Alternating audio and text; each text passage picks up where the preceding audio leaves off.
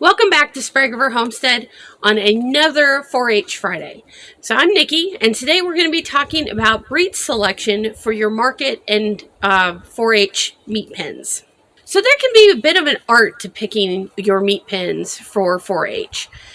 While we're going to do a video later on this spring that actually evaluates rabbits and shows you what you're looking for, the first initial step after we've determined what the actual judging criteria is actually select a breed. Now, the first thing to know is that you're going to want to pick a commercial typed breed, and this is a thing. If you don't have an ARBA standard, I really suggest that you pick one up or talk to your leader about getting a list of what breeds are actually considered to be commercial breeds. Now, about a third of what's in ARBA, give or take, could even be closer to a half, are actually commercial type breeds. Just real quickly, the ones that you see the most often are going to be your New Zealands, your Californians, Satins, Champagne d'Argents. You've got Rex, Palominos. Depending where you're at, you may see Cinnamons. You may see some of the rare stuff too, like the full-size Blanc de Hotos. You've also got a couple of mid-range animals like the Harlequin and the Silver Martin, which are not quite as big. But there's a lot of different options there. And let's kind of go over some of the things that you probably want to stay away from, especially if this is one of your first years. So the first thing that I tell kids when they get in is avoid specialty furs. And I know a lot of people groan at this because silver fox are very popular right now. A lot of kids really like dealing with the Rex because of the fun velvety furs. But there are some real reasons to maybe avoid those until you're later into your 4-H career. And part of that is that if you remember what we were talking about before, uniformity is a very big part of what we're doing. And also there's some points for fur. With those specialty furs, you can see a lot of difference in them, especially when they're juniors. Now, I've got a good friend who raises silver fox. I've had Rex myself, and I've got a friend who does Sat. In all of these specialty type furs, you see a lot of difference in them as they grow.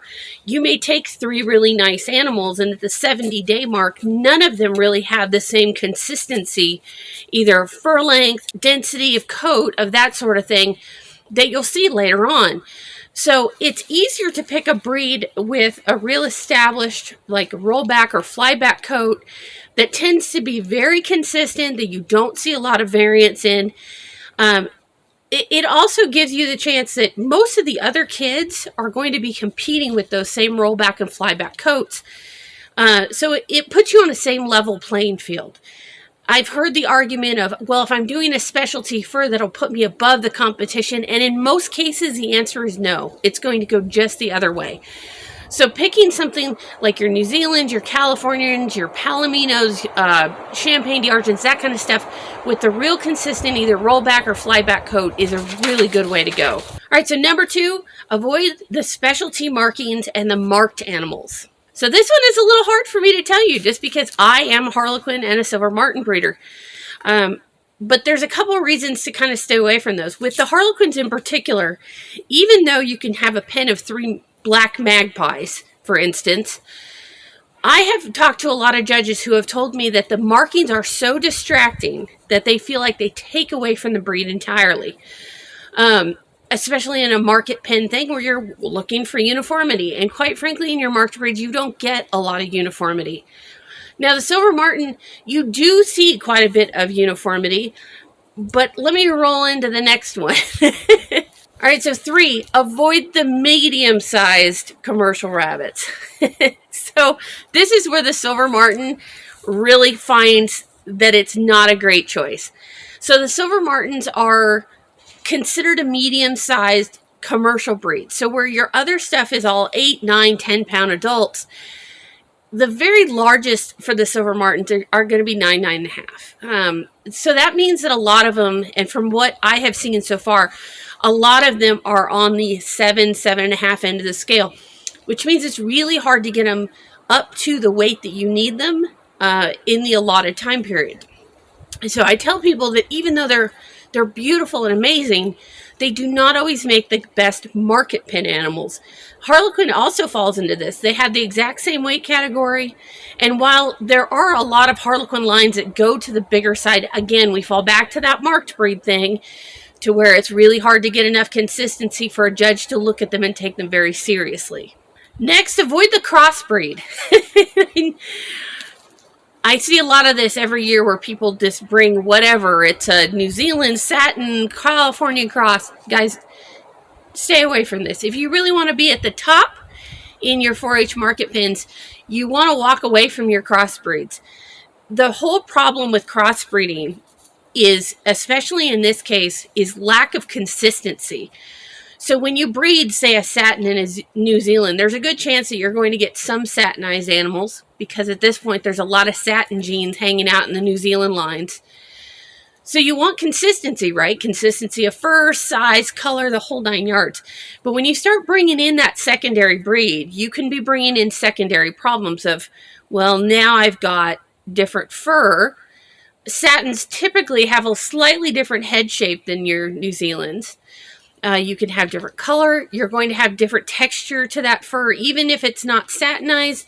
A lot of times, animals with some satin ancestry have a much softer fur. Maybe it rolls back where it should be a flyback, snapback coat. So you want to kind of stay away from that. Now, for a long time, a lot of people would recommend the New Zealand California cross. You would say that they grow better, they're larger, they have better feed conversion, and that used to be the case. I'm here to tell you that in most cases it doesn't work anymore. The reason for that is that both breeds have been crossed into the other to fix various problems. New Zealand's are added into the cows to bring the size up. Sometimes cows are either bringing the size down in New Zealand, fixing a weak spot in a loin, or maybe shortening a shoulder up. Whatever it is, you see a lot bred into both lines, and unfortunately that means that we're losing what little hybrid vigor we ever had in that cross. You can still do it if you're going to do any cross at all. That is the only cross I would actually recommend doing. You're going to get consistency of color, mostly consistency of size, and both animals have the exact same kind of coat, so you're going to get some consistency there. Absolutely stay away from crosses with Flemish Giants. And that brings us to the next one. All right, so our next point is no giants. This doesn't work well. Guys, the bone is too heavy, and there is actually not a giant out there that is a commercial type. The only exception to this will be the lop, which we'll talk about in a minute, and that's the French lop. You just don't get the characteristics you're looking for. Remember, we're being judged on commercial type. Flemish Giants do not have it. They have bigger bone. They will actually slow your ability to put meat onto your carcasses, so that it's not a good choice for your meat pens. All right, next we're talking about lops. Like I said a minute ago, there's really no lop that falls into the true commercial type category. The closest thing you've got is going to be the French lop, and they're huge, but they're really heavy boned. French lops don't make the best market pens. Are really slow to grow. So like everything, they come out of the box nice and big, but they're bony little kids. So it takes a long time to get a really nice carcass on them. None of your other lops are even close to qualified. Your English lop is mandolin type. Your mini lop is too small. So stay away from the lops entirely. And lastly, go for color. I know we all want to do the fun stuff, right? Kids like to do the brokens and the tries and a million other things. Remember, this is all about consistency. You're not keeping these guys forever. This is a market pin, show what you can do and move on kind of thing. You can't get away from white animals. They're going to be the best way to go. So I try and tell everyone, steer away from the colors. I know they're exciting to have a blue pin or a black pin or a lilac pin. But look, totally honest here, judges are going to gravitate towards the white animals. When you have a colored pin, you've now introduced things like white spotting and other things that can take away from what the animals are. There's a reason why most of your commercial animals ended up white, why they moved into New Zealand whites and away from the red, which was the original color. It's all about consistency. When you get into things like red, you have varying shades. This takes away from your points for uniformity. Blues are the same way. You can get different colors. Brokens, you'll get different patterning. So all this goes in the mind of the judge. Some judges will look at it and say that is 3 broken black whatevers and move on. Some of them, if it's going to be down to that or a pin of whites, the whites are going to win just because they are more consistent to look at. So look, unfortunately, you got to stay away from the colors, or I would recommend staying away from the colors. All right, so that's my list of things that we want to keep in mind when we're selecting our breeds for market pens. And remember, a lot of this stuff is available in multiple stuff. So when I'm talking about staying away from a broken pattern, well, you see that in Rex, and you see that in New Zealand, and you see that in Satins. So there's a lot of different things to be thinking about as we're going through this. Like I said before, we're going to do more of this as far as body types and all that fun stuff as we go. I'm doing the best I can right now based on the weather. It's kind of cold, kind of windy, and I'm trying to keep my own rabbits tucked away safely in the barn. But as the weather improves, we will get more hands-on. I've got some friends that actually have some silver fox and some satins, because I don't have any right now, that we can kind of get out and work with and play with. But that is it for today from Sprague Homestead. If you have comments, questions, concerns, maybe you want to argue. If you do, keep it considerate and be polite. You can leave them down in the bottom. You can always email me at srhomestead@yahoo.com. Now, right now, we're seeing a huge uptick in people getting into rabbits based on everything going on in the economy.